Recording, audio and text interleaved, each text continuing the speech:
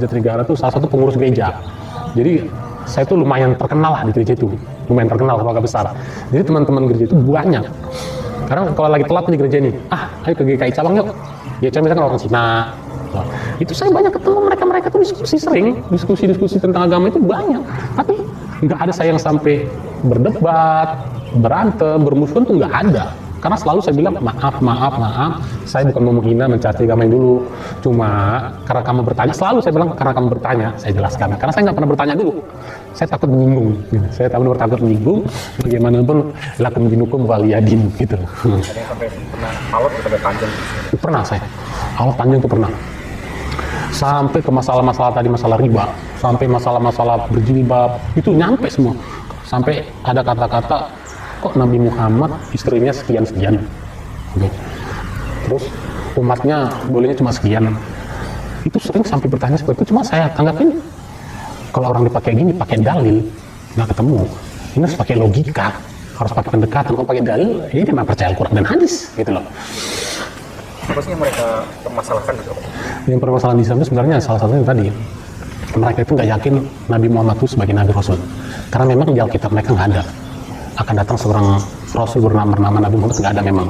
Cuma di mereka itu, setahu aku, di Alkitab akan datang setelah aku Roh Kudus. Setahu aku bahasanya Roh Kudus gitu loh, Roh Kudus. Cuma saya pernah belajar dulu kitab lama lah, kitab Alkitab yang lama di Bible itu memang akan datang seorang Rasul dari keturunan Ibrahim, dari setelah Nabi Isa ya, setelah Yesus. Cuma saya lupa ingat namanya apa akan lahir itu loh. Itu ingat saya waktu zaman saya SD di kampung, itu masih ada kitabnya.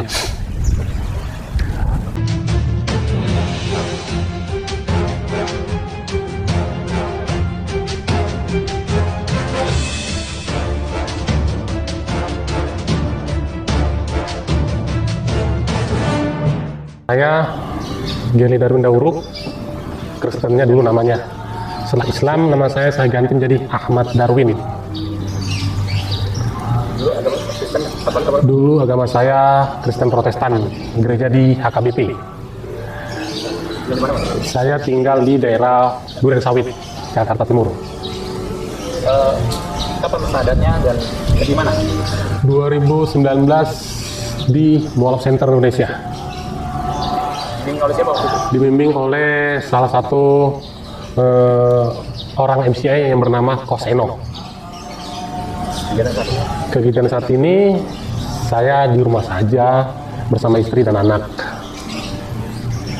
Apa yang mendorong Bang Ahmad ini untuk memutuskan memeluk agama Islam? Dulu kalau dibilang dapat hidayah tiba-tiba nggak ada ya. Jadi qadarullah, mungkin Allah ngasih saya itu masuk Islamnya dengan belajar. Nah, saya belajar dulu Islam, belajar sambil nge-grab, tapi sambil bawa kitab Al-Quran, tapi terjemahan, dan bawa kitab-kitab kayak kitab hadis itu sering saya bawa di buku, di mobil, jok mobil.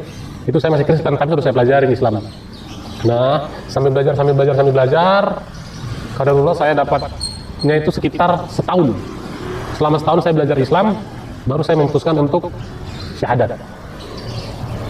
Apa yang membuat Bang Ahmad ini kok bisa bawa Al-Quran, bawa buku atau hadis di dalam itu, ada apa sebabnya?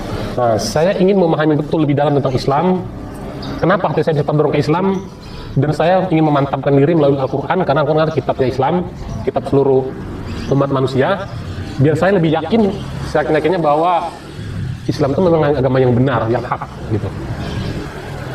Waktu apa namanya, ketika agama yang dulu beribadah di gereja mungkin ya, itu dapat maklumat atau dapat informasi bahwa Islam itu agama yang benar itu dari mana gitu?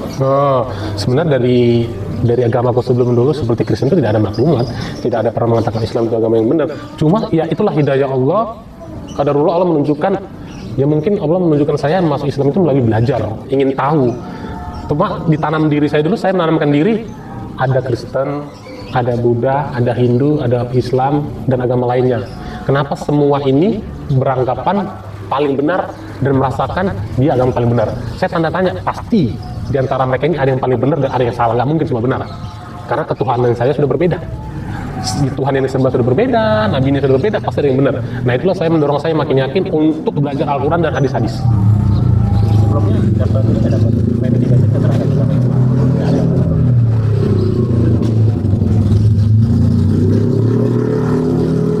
Nah, kalau tentang mendatangkan Islam banyak, dan bahkan saya salah satu bisa dibilang sangat benci Islam.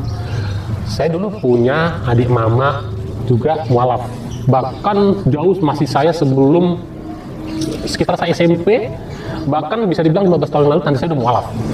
Bahkan saya membenci dia karena dia bercadar, jilbab panjang. Pokoknya saya melihat orang bercadar, pakai orang peci, pakai imamah putih, itu bagi saya itu mereka itu orang orang ibaratnya kamuflase, hanya tampang doang, padahal mereka itu sebenarnya jahat, bagi saya itu orang jahat gitu.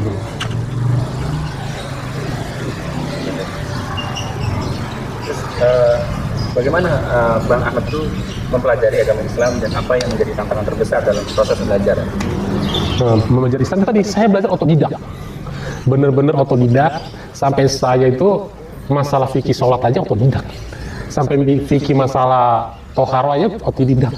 Sampai saya itu baru masuk Islam sebulan 2 bulan saya udah memahami istilahnya fikih 4 mazhab karena saya sudah belajar dulu gitu loh. Dan itu tantangannya sih belajar Islam itu tadi, tantangan di keluarga terutama. Karena saya belajar itu sembunyi-sembunyi, bener-bener nge-grab di jalan, istirahat, baca Quran, tampil terjemahan, baca kitab hadis-hadis gitu, baca pemahaman para ulama, biar mantapkan saya untuk masuk Islam gitu loh. Sebenarnya itu dalil-dalil yang tadi gue bilang tadi, pertama, kita di Indonesia itu banyak agama, masing-masing agama menyatakan bahwa dia agama yang paling benar, sehingga saya menyatakan berarti di antara agama-agama tersebut pasti ada yang benar, ada yang salah. Nah kedua, apa yang buat saya condong lagi mencari tahu tentang Islam ini supaya saya ingin masuk Islam, saya pernah diskusi sebenarnya, bukan diskusi sih, yang ngobrol biasa sesama teman Kristen masalah Trinitas. Nah, Trinitas, tiba-tiba ngobrol masalah Trinitas ini, teman saya bilang, kok saya ragu ya, kata dia gitu. Kenapa saya bisa ragu ya? Saya juga ikut ragu gitu loh. Iya kok bisa ya? Tuhan itu ada 3, Allah, Bapa, Roh Kudus. Sementara di Alkitab itu menyatakan di ulangan berapa gitu bahwa mengatakan Allah itu Esa, tunggal gitu. Dan itu saya makin memantapkan diri, kok bisa Tuhan itu 3, sementara di Islam itu 1.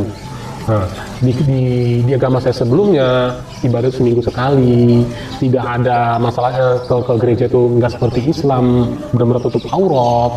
Jadi saya benar-benar ragu, kok bisa ya agama rumah Tuhan itu benar-benar tidak ada adat, tidak berbusana nutup aurat gitu loh. Sementara di Islam itu wajib berjilbab panjang, wajib berwudu gitu. Jadi itu lebih meyakinkan saya lagi bahwa Islam itu sebenarnya agama yang benar. Cuma saya terus belajar selama setahun saya belajar memantapkan diri.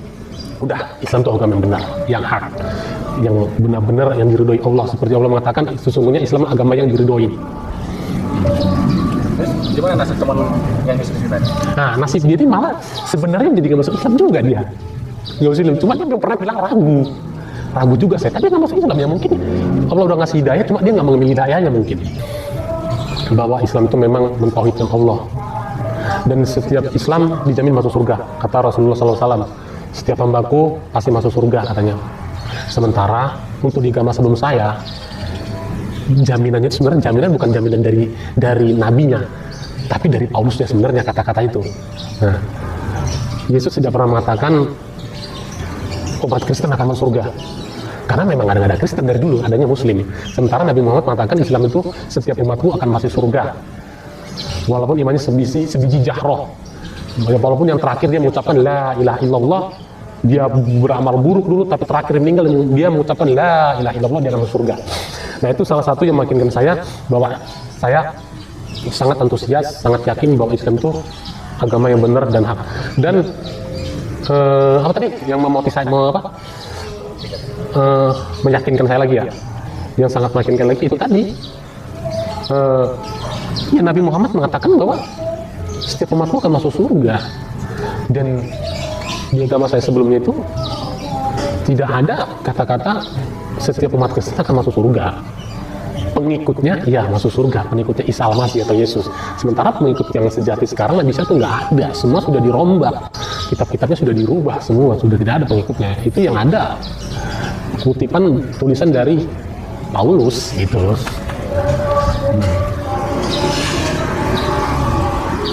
Bagaimana keluarga dan teman-teman atau lingkungan merespon keputusan Pak Ahmad ketika bisa menjadi seorang muslim? Awalnya saya diam-diam. Saya masuk Islam itu diam-diam karena saya dari awal belajar itu diam-diam, terus masuk Islam diam-diam. Tapi lama-kelamaan ketahuan. Karena saya pernah ketahuan keluar subuh. Dan saya setiap diajak ibadah minggu ke gereja, selalu saya punya alasan. Lama-lama mungkin ibu saya curiga. Lama-lama curiga, akhirnya waktu subuh saya keluar, diikutin. Kemana nih si Darwin ini gitu. Akhirnya ketahuan juga. Ketahuan saya menuju masjid. Pulangnya itu benar-benar terjadi, ibaratnya benar-benar yang tak diinginkan lah. Kata-kata nggak sopan, ya suara-suara keras, maki-makian. Ya, tapi saya udah yakin. Dan saya selalu mengatakan bagaimanapun dia orang tua saya. Bagaimanapun kalau kata Islam mengajarkan orang tua tetap orang tua, tetaplah berbakti, kecuali mereka mengajak kepada untuk kembali ke agama sebelumnya atau berbuat buruk, kita nggak boleh ikutin. Tapi kalau untuk menghormatin, insya Allah saya tetap menghormati orang tua saya, walaupun dia maki-maki saya, caci maki saya, kata-kata kotor, saya nggak ada ngelawan, cuma saya bilang, Ma, saya sudah Islam. Tapi bagaimanapun, mama tetap ibu saya, mama saya, dan bapak-bapak saya. Kalau mama memang marah, merasa benci mas saya terhadap masuk Islam, ya nggak apa-apa, saya pergi dari rumah ini.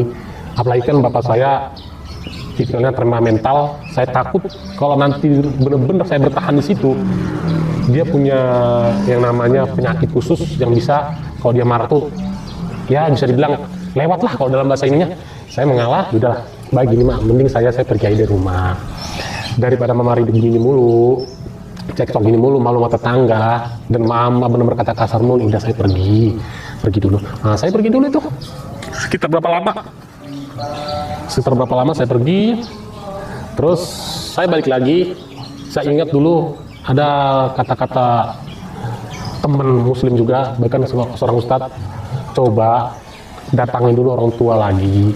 Kalau memang masih diusir, nggak diterima juga, ya sudah, yang penting kita berusaha untuk menjalin silaturahim.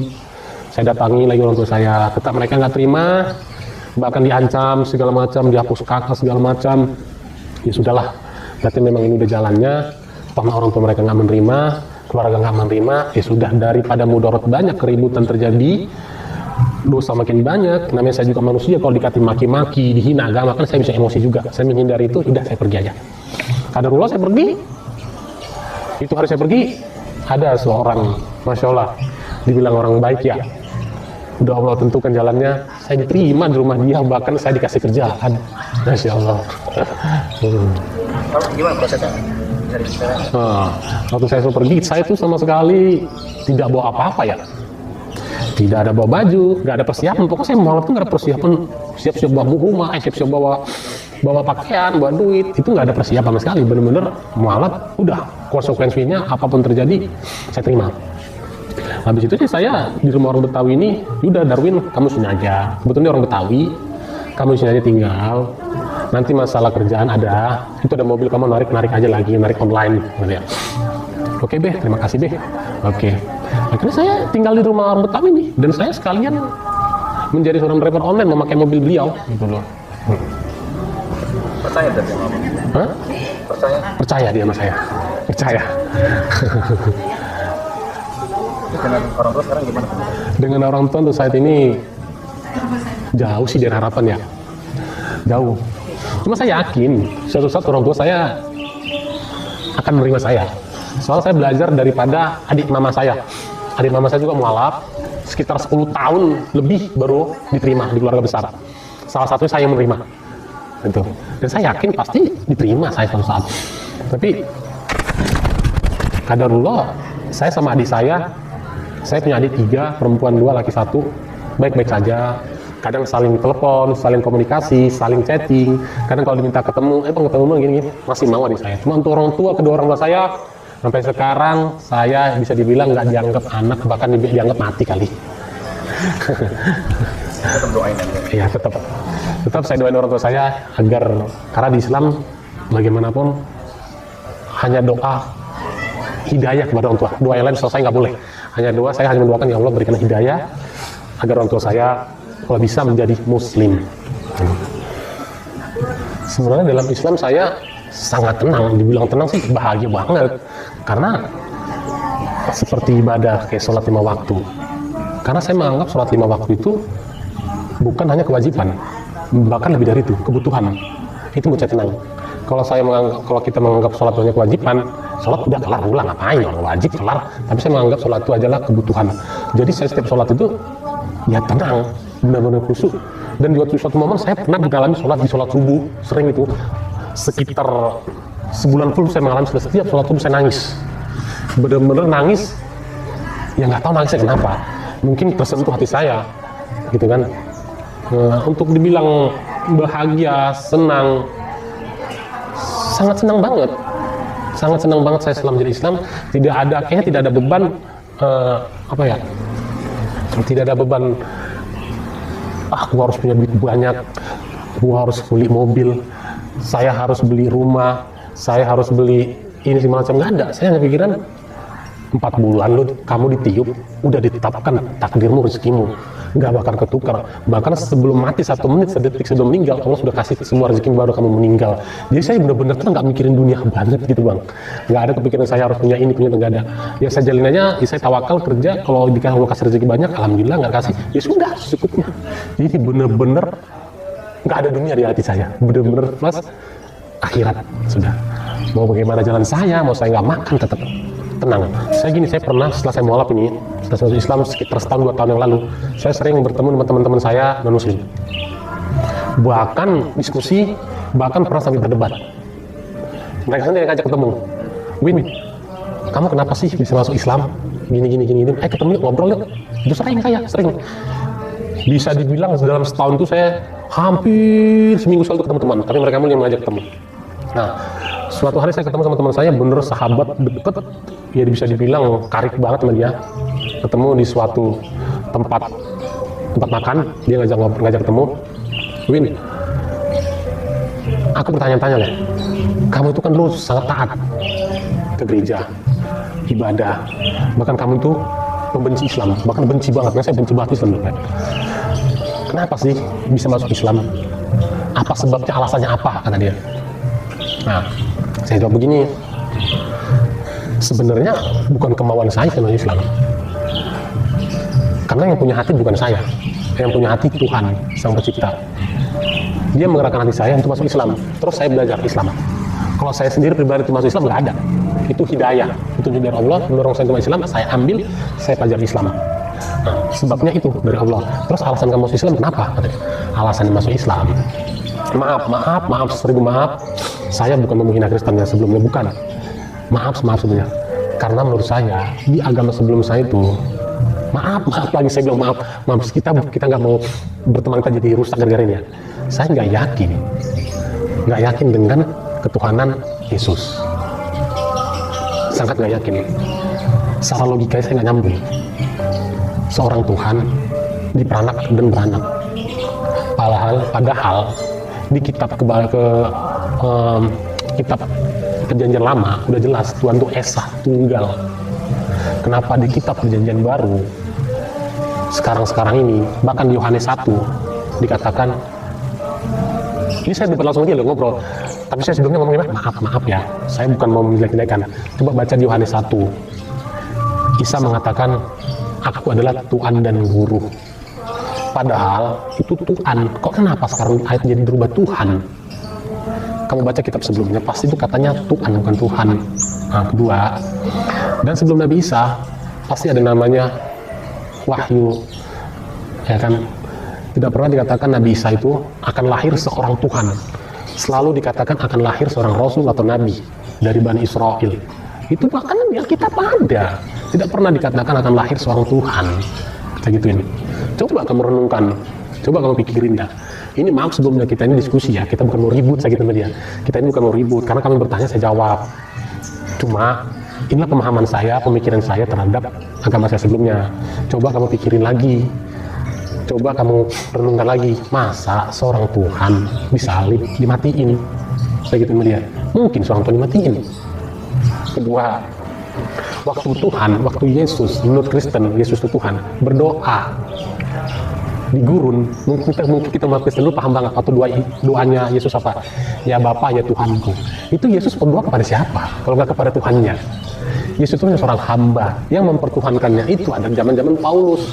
Kenapa dipertuhankan? Sebagian orang Kristen mengatakan Tuhankan karena dia lahir tanpa seorang bapa dan bisa menghidupkan orang mati.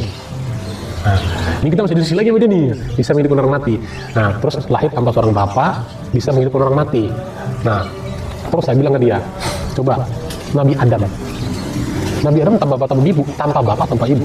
Kalau pakai logika dia lebih Tuhan daripada Isa. Saya kira sama dia tengok diam ya. Ya juga ya, Nabi Adam lebih Tuhan daripada Isa. Dari semua nabi tanpa bapak tanpa ibu. Kalau misalnya Tuhan bicara tanpa lahir tanpa apa gitu, terus menghidupkan orang. Nabi Ibrahim pernah menghidupkan dicincang itu, ditebar-tebarin gunung-gunung. Kembali lagi, Nabi Isa meninggal cuma diusap utuh. Ini dicincang Ibrahim. Kalau masalah Tuhanan mana Nabi Ibrahim? Lebih Tuhan Nabi Ibrahim segitu. Kenapa? Ya itulah karena pengaruh dari Paulus. Sebenarnya kalau kalian umat Kristen mempelajari kitab, saya yakinnya kalau kalian bertulus baca, nggak ada rasa takut ntar kalau masuk Islam dimusuhin. Yakin saya yakinnya kalian nggak percaya dengan isi kitab semua itu. Saya gitu media. Ini kita masih diskusi ya. Aku bukan karena benci kamu juga karena benci aku. Kita karena sahabat, kamu bertanya, maka saya jawab. Gitu media. Iya, Win, nggak apa-apa, Win. Aku hanya cari tahu doang. Kenapa kamu masuk Islam? Alasanmu apa? Ya itulah alasanku. Alasanku sangat jelas bahwa Yesus tidak pernah mengatakan akulah Tuhan, sembahlah aku. Nggak ada segituin. Yang ada dia mengatakan sembahlah Allah Tuhanku dan Tuhanmu. Gitu ya. Terus sebenarnya kalau diskusi lagi sama orang teman-teman Muslim itu, non Muslim itu banyak banget. Tapi saya nggak pernah mempermasalahkan. Selagi mereka itu benar-benar ngajak diskusi ya, tidak memperolok-olok. Kalau merolok juga saya kadang-kadang tahu enggak. Karena kalau kata seorang ustadz, kalau kita menanggapi seseorang ahli maksiat, kita harus santai. Kalau nggak santai, mudarat lebih banyak. Yang kayak gitu kita harus santai. Apalagi orang-orang Muslim, mereka nggak tahu, ya wajar. Menurut saya, kayak di dunia maya ada hina-hinaan untuk Muslim. Saya sih wajar, saya juga begitu dulu. Tapi kadang-kadang biasanya pembenci Islam itu yang masuk Islam, seperti Umar bin Khattab. Saya yakin mereka tuh karena nggak tahu. Jadi saya nggak akan menanggapi mereka tuh gimana-mana. Ya mereka nggak tahu, mereka belum dapat hidayah gitu. Gitu Bang. Berapa kali sempat diskusi sama teman-teman? Banyak. Saya diskusi itu teman-teman saya di gereja tuh banyak tuh, di HKBP. Bahkan saya kadang-kadang sekali ke GKI yang Cawang, HKBP Jatinegara. Kan karena abang bapak Jatinegara tuh salah satu pengurus gereja.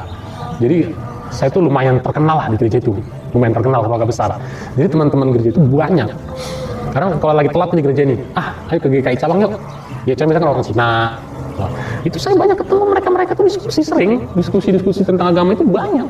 Tapi nggak ada saya yang sampai berdebat, berantem, bermusuhan tuh nggak ada. Karena selalu saya bilang maaf, saya bukan mau menghina, mencaci agama yang dulu. Cuma karena kamu bertanya, selalu saya bilang karena kamu bertanya, saya jelaskan. Karena saya nggak pernah bertanya dulu, saya takut menyinggung. Gitu. Saya takut menyinggung. Bagaimanapun lakum dinukum waliyadin gitu. Ada yang sampai pernah alot kepada panjang? Pernah saya, alot panjang tuh pernah. Sampai ke masalah-masalah tadi, masalah riba, sampai masalah-masalah berjilbab, itu nyampe semua. Sampai ada kata-kata, kok Nabi Muhammad istrinya sekian-sekian, gitu. Terus umatnya bolehnya cuma sekian. Itu sering sampai bertanya seperti itu. Cuma saya tanggapin, kalau orang dipakai gini, pakai dalil, nggak ketemu. Ini harus pakai logika, harus pakai pendekatan. Kalau pakai dalil, ini memang percaya Al-Quran dan hadis, gitu loh. Apa sih yang mereka permasalahkan gitu? Yang permasalahan di Islam itu sebenarnya salah satunya tadi, mereka itu nggak yakin Nabi Muhammad itu sebagai Nabi Rasul. Karena memang di Alkitab mereka nggak ada akan datang seorang Rasul bernama Nabi Muhammad, nggak ada memang. Cuma di mereka itu, setahu aku, di Alkitab akan datang setelah aku Roh Kudus. Setahu aku bahasanya Roh Kudus gitu loh, Roh Kudus. Cuma saya pernah belajar dulu kitab lama lah, kitab yang lama di Bible itu memang akan datang seorang Rasul dari keturunan Ibrahim, dari setelah Nabi Isa ya, setelah Yesus. Cuma saya lupa ingat namanya apa akan lahir itu loh. Itu ingat saya tuh waktu zaman saya SD di kampung, itu masih ada kitabnya. Kata-katanya apa saya lupa, saya yakin banget itu itu menunjukkan Nabi Muhammad. Seperti disuratkan di Al-Quran kan akan datang seorang Rasul selak bernama Ahmad. Nah itu hampir mirip kata-kata itu, cuma itu dihapus. Sekarang Roh Kudus diganti, gitu loh. Bagaimana pengalaman Bang Ahmad ya menjalin hubungan dengan sesama muslim lainnya, dan bagaimana pengalaman Bang Ahmad itu menghadapi berbagai banyak perbedaan dalam Islam itu kan ada mazhab, ada khilafiyah dan sebagainya. Tentu kan mungkin kalau dalam agama sebelumnya ada Kristen, Protestan, kalau dalam Islam kan ada organisasi aja banyak. Iya, benar sekali. Ya, ada Muhammadiyah, NU, dan Aswaja. Itu bagaimana menyikapinya itu? Nah, saya selalu menyikapinya dengan toleransi dulu sih. Nah, saya waktu saya mualaf, syahadat pertama kan saya udah belajar dulu itu, belajar fikih 4 mazhab. Nah, ternyata di fikih 4 mazhab itu banyak banget perbedaan antar ulama. Bahkan antara Imam Abu Hanifah, Imam Malik berbeda 14.400 fikih. Itu ulama apalagi kita. Jadi saya beranggapan, oh sebenarnya ini bedanya di furu, bukan di usul. Furu cabang. Contoh, satu kunut subuh, satu enggak. Satu basmalah jahar, satu sir. Ya ini sebenarnya sama-sama pakai dalil. Hanya yang salah itu menurut saya, yang satu sholat subuh 2 rakaat, yang satu 3 rakaat. Menurut saya ini bukan di furu lagi, di usul. Ini harus dibubarkan agama seperti ini gitu lah. Nah tapi karena perbedaan kita masih di furu, kayak di masjid di sebelah satu kunut subuh, di sebelah enggak kunut subuh. Saya kan pernah keluar kota ada masjid yang satu basmalah jahar, bismillahnya jahar, yang satu sir, yang satu tanpa basmalah. Saya nganggapnya, saya cari informasi. Oh iya, sebenarnya dalilnya ini ada. Cuma kadang-kadang kalau kita orang awam menganggapnya, wah itu sesat. Kan mereka nggak belajar. Nah, kayak di Imam Syafi'i, bermadzhab Imam Syafi'i, basmalahnya jahar, pakai kunut subuh. Ya mereka sunnah, di Imam Syafi'i sunnah, di Imam Abu Hanifah nggak sunnah, basmalahnya sir. Menurut saya ini hanya perbedaan yang sebenarnya nggak harus diributkan. Kecuali perbedaan seperti tadi bilang, sholat subuh 2 rakaat, di sana 3 rakaat. Nah, atau di sana Al-Fatihah wajib, di sini nggak wajib. Nah, itu harus diributkan menurut saya. Jadi saya mengalami perbedaan itu, saya kan pernah baca buku-buku kitab Muhammadiyah tentang NU, terus tentang apa namanya itu Salafi. Jadi menurut saya sebenarnya kita ini sama akidahnya, di usul itu sama, beda itu di furu sebenarnya, benar-benar di furu. Jadi nggak perlu diributkan sebenarnya, kecuali kita sama Syiah. Itu otomatis menurut saya itu memang harus dibubarkan karena mereka tidak aswaja, tidak Ahlussunnah wal Jamaah gitu. Tapi di awal sempat kaget juga ya? Sempat kaget. Cuma kata Allah lagi membolehkan hati saya, Win udah lu pelajarin lagi, coba lu cari tahu lagi. Saya juga kaget. Sebetulnya NU, Muhammadiyah, ada lagi Persis, ya kan, ada lagi Salafi. Apa sih ini sebenarnya semua gitu loh kan? Bener-bener saya pelajari semuanya. Itu bang, saya benar-benar bawa buku loh. Buku itu ini tentang NU, tentang Muhammadiyah, tentang Salafi, sejarah bangkitnya mereka, munculnya, terus pendirinya siapa, perbedaan mereka di mana, sampai fikih buku 4 macam fikih segini gede saya beli itu bang.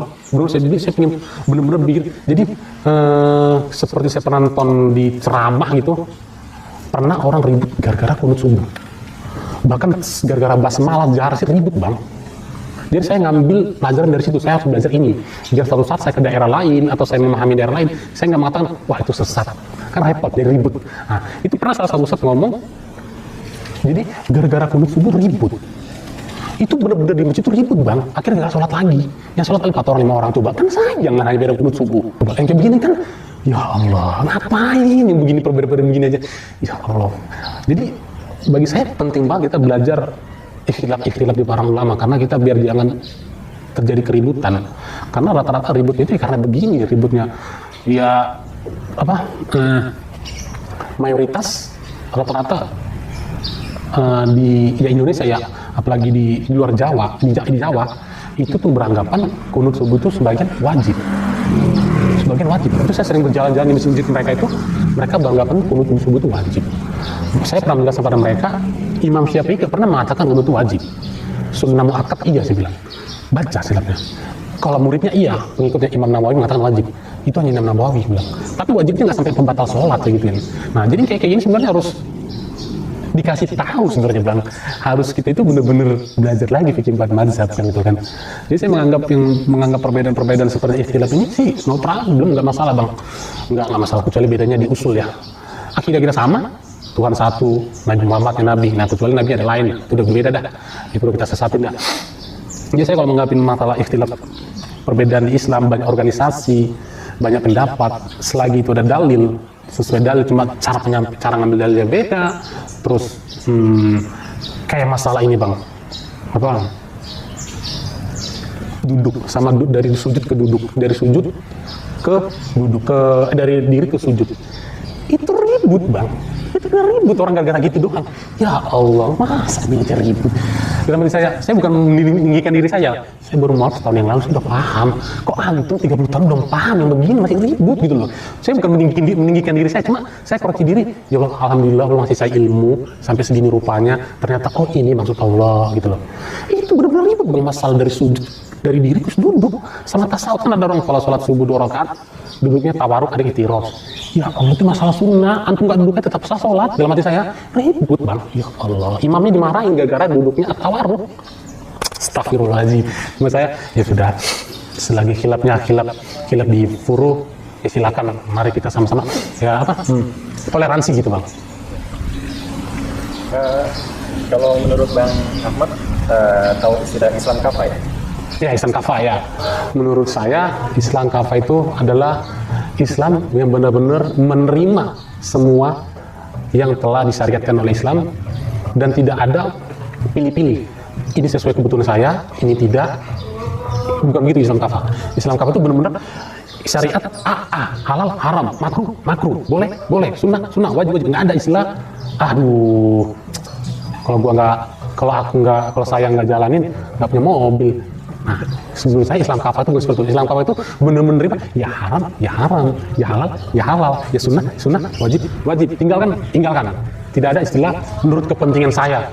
Kalau itu bukan Islam kafah, itu bagi saya Islam prasmanan, milih-milih. Seperti saya pernah tuh punya teman juga itu, sesama muslim. Dia yang tadi saya bilang, dia ngambil semau dia pendapat. Nah yang kayak gini lah sebenarnya yang dibilang orang tidak menerima syariat secara mutlak. Padahal di Al-Quran menjelaskan masuklah kalian Islam secara menyeluruh. Maksud menyeluruh itu bukan semua masuk Islam, tapi terima semua syariatnya.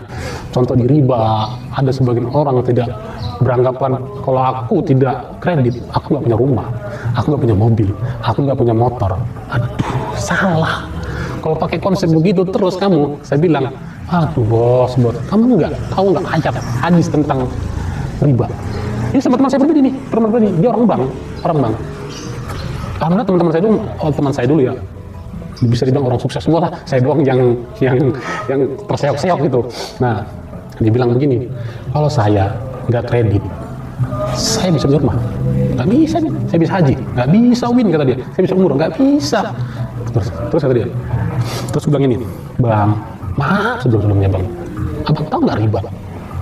Riba itu di Al-Quran Allah memeranginya. Allah dan Rasulullah berperang melawan riba. Bayangin perang, jangan maknai perang itu seperti kita bombardir, bukan. Benar-benar dimusuhi Allah riba itu. Bahkan di hadis Ibnu Hibban dikatakan 1 dirham hasil riba sama dengan 36 kali menzinai bukan dunia. 1 bang, apalagi berjuta-juta, ratusan juta. Gitu kan. Nah, banyak orang yang beranggapan yang ini nggak gue ambil. Jadi orang Islam ini sebenarnya bukan Islam kafah, dia Islam semaunya. Aku sholat ya sholat, tapi masalah perut nggak ada halal haram. Nah ini salah yang kayak gini, ini sih nggak bisa, salah, benar-benar salah. Padahal sudah banyak sekali tentang petinggi-petinggi bank itu. Petinggi bank, dia rajin sholat, rajin zakat, haji, umroh, puasa. Tapi kenapa kuburannya dan dia mayatnya terbakar? Kenapa? Karena dia tahu riba itu besar, tapi bukan ditinggalkan. Yang lebih berat itu kan bang, kita tahu ilmunya, kita tahu hukumnya, tapi malah kita langgar, itu lebih berat daripada nggak tahu. Dia udah tahu, udah jelasin riba itu begini, berat 36 kali menzinai bukan bung, itu 1 dirham, apalagi miliaran. Terus menurut saya bilang, ya itu sih menurut kamu Bin. Saya kalau nggak begini, memang anak saya bisa sekolah, anak saya bisa makan, saya bisa kesana kemari ke luar negeri. Ya udah, nggak apa-apa. Cuma saya nasihat sama antum, saya bilang kita sama-sama temen nih, cuma nasihatin, tolong riba itu jangan pernah 1 peser tuh masuk lagi. Kalau kamu nggak akan nyesal, nanti kamu akan nyesal sama hidup. Nyesal nantinya, bro, nyesal sana. 1 dirham jangan sampai masuk riba. Terus, udahlah nantilah kalau aku kira-kira udah cukup, baru aku tinggalin riba. Jangan begitu. Kalau belum cukup meninggal gimana? Jangan begitu. Jangan takut miskin bro, gara-gara riba. Lah, nggak bakal ketukar, kayak gitu. Jangan takut miskin. Ya ampun. Dan dia bilang seperti ini, selalu dia bilang, itu banyak orang yang sholat, banyak orang yang puasa, sholat sunnah, miskin-miskin aja kata dia. Saya balikin gini sama dia, emang patokan orang kaya itu orang ibadah? Enggak banget. Hah? Emang orang yang sholat itu harus kaya? Enggak banget, gitu. Terus emang Allah menjanjikan, sholatlah kamu agar kamu jadi kaya? Enggak banget. Enggak. Ada namanya dalam Islam bang, istidroj. Itu diulur bang, saya bilang. Antum bermakan maksiat seumur hidup. Benar-benar berbuat maksiat seumur hidup. Tapi Allah nggak jatuhkan antum sakit, nggak Allah jatuhkan antum miskin, malah lebih kaya Allah, diulur. Tapi nanti bang, di endingnya semua dikumpulin azab itu, bang, gitu. Semua bang. Jadi jaminan bang, orang sholat itu bukan harus kaya, karena sholatnya juga rizki bang. Sholat itu nikmat, dia. Sholat itu nikmat bang. Nggak bakal abang sholat subuh contohnya. Ya elah bang, atau sholat zuhur, habis kerja sholat zuhur, itu nggak bakal ngurangi rizki bang. Rizki emang nambah, yakin ya demi Allah, rizki emang nambah, nggak bakal berkurang. Logika kita mengatakan itu kurang, karena kita habis waktu untuk sholat. Tapi sebenarnya nggak berkurang bang, gitu. Udah lebih gini kata bang, udah kata dia. Ya udahlah terserah bang lah. Tadi nanya, sekarang marah-marah aku gitu. Ya udah dah. Dia udah bubar itu. Pokoknya banyak banget yang diskusi seperti itu, banyak bang saya diskusi seperti teman-teman gitu, banyak kali. Tapi nggak ada sampai berantem, nggak ada sampai ribut, sampai maki-makian nggak ada. Alhamdulillah nggak ada, semua ngerti sini. Punya tantangan terberat nggak ketika sudah menjadi seorang mualaf? Tantangan terberat? Ya sebenarnya banyak tantangan berat bang. Namanya mualaf rata-rata resikonya tantangannya keluarga, materi sih udah pasti. Tantangan tempatnya keluarga sih bang, ibu bapak sampai sekarang dia belum nerima. Bagi saya itu batin banget, karena saya kembali tadi bilang, kenapa sih mama saya papa saya nggak nerima saya? Kan saya itu menganggap itu tetap orang tua, tapi mereka itu bisa loh hanya beda agama sampai benci saya gitu. Pan saya nggak benci mereka walaupun mereka kafir gitu loh. Pan saya nggak ada walaupun mereka Kristen mau Buddha, tetap orang tua saya. Bagaimanapun tetap mereka itu disuruh Nabi itu disuruh Allah perintah untuk tetap wajib berbakti, kecuali kepada mengajak-ngajak keburukan gimana. Tapi tadi saya bilang tadi, saya tetap Allah akan beri hidayah. Insya Allah mereka akan diberi hidayah, dan selalu saya doakan ya Allah berilah hidayah kepada orang tua hamba agar mereka masuk Islam. Kalau bisa mati dalam keadaan Islam, itu doang selalu minta. Dan tangan kedua saya lingkungan, sebenarnya lingkungan saya dulu yang orang kafir, non muslim. Ya kalau dulu saya dibilang mudah banget, bro ada kerjaan nggak? Gampang. Sekarang mah boro-boro, nggak ada boro-boro. Kalau dulu bang ada kerjaan kayak gini nih, ada tuh teman-teman. Sekarang mah ya elah baru-baru dianggap kita sekarang, karena bagi mereka setelah lu masuk Islam ya lu musuh, kamu tuh musuh saya gitu, musuh gitu. Sebagian sih orang beranggapan begitu, sebagian sih enggak. Cuma teman-teman saya mayoritas setelah saya masuk Islam saya dianggap musuh, walaupun musuhnya bukan musuh harus berantem. Ya kamu tuh musuh, kamu butuh bantuan apa, aku udah nggak peduli, jadi lagi gitu. Musuhnya seperti itu, nggak musuh harus berantem bertengkar, enggak gitu. Punya harapan atau keinginan nggak ketika sekarang dalam keadaan seperti ini? Keinginan saya sih sebenarnya ya manusia ya punya keinginan pasti banyak sih ya, cuma kembali lagi kepada Allah, mana yang dikabulkan Allah, mana yang tidak. Keinginan sama kebutuhan beda ya. Kadang ada kebutuhan dan keinginan, karena banyak orang butuh tapi sebenarnya dia nggak ingin, ada orang ingin tapi nggak butuh. Nah, kalau saya sebenarnya kebutuhan menurut saya ya, kebutuhan saya atau keinginan saya, ya kita campur adukan aja lah. Sebenarnya keinginan saya ingin sekali sih bener-bener berangkat ke Masjidil Haram, ke Ka'bah. Pingin sekali saya. Ya mungkin karena kecintaan saya ya, nggak dibikin-bikin. Kalau ngeliat orang tuh habis dari umroh, lihat orang habis haji, ya orang saya nangis hati. Pingin banget saya ke sana, ya Allah, pingin doa sujud, bener sujudnya nangis di sana di Ka'bah, pingin banget. Tapi kembali lagi, ya ampun, aku punya apa ya maksudnya? Karena begitu lagi bang, punya apa ya? Emang soalnya nggak cukup 1 juta 2 juta bos, dalam arti gitu. Cuma kadang kalau lagi lihat temen tuh share dia lagi habis umroh 9 hari katanya, ya Allah, dalam hati saya, kan saya butuh banget, saya pingin banget itu umroh, pingin. Iya sebenarnya